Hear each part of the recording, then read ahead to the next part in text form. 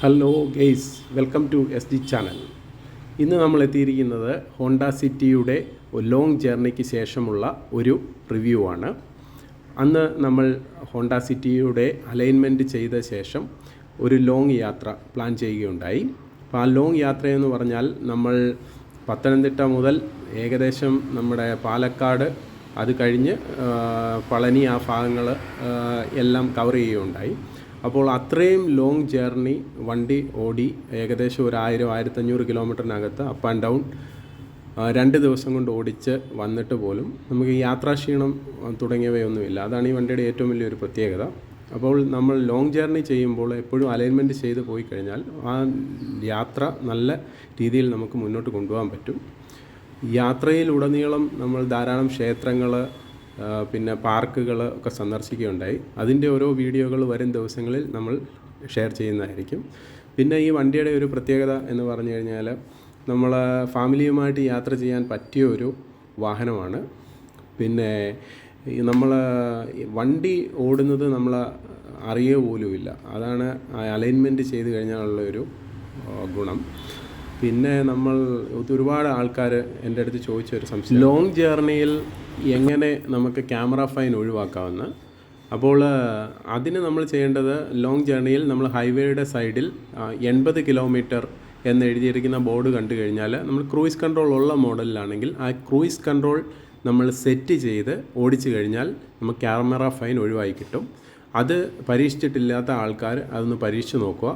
അത് വളരെ യൂസ്ഫുള്ളായിട്ടുള്ള ഒരു ഇതാണ് ലോങ് ജേർണിയിൽ. പ്രത്യേകിച്ച് നമ്മുടെ ക്ഷീണം അകറ്റാനും കാലിൻ്റെയും കൈയുടെയും ഒക്കെ നമ്മുടെ വേദന കാര്യങ്ങളൊക്കെ മാറുവാനും ഏറ്റവും നല്ലതാണ്. ക്രൂയിസ് കൺട്രോളിൽ നമ്മൾ ആ ബട്ടണിൽ പ്രസ് ചെയ്ത് കഴിഞ്ഞാൽ അത് കൃത്യമായിട്ട് വണ്ടി കൊണ്ടുപോകാൻ പറ്റും. പക്ഷേ അത് കൃത്യമായിട്ട് ആദ്യം ഓടിച്ച് പഠിച്ചതിന് ശേഷം മാത്രം വണ്ടി ഹൈവേയിലൂടെ ട്രൈ ചെയ്യുക. അല്ലെന്നുണ്ടെങ്കിൽ അത് വലിയ അപകടങ്ങളുണ്ടാക്കാൻ സാധ്യതയുണ്ട്. അപ്പോൾ കൃത്യമായിട്ട് അത് നോക്കി കമൻറ്റ്.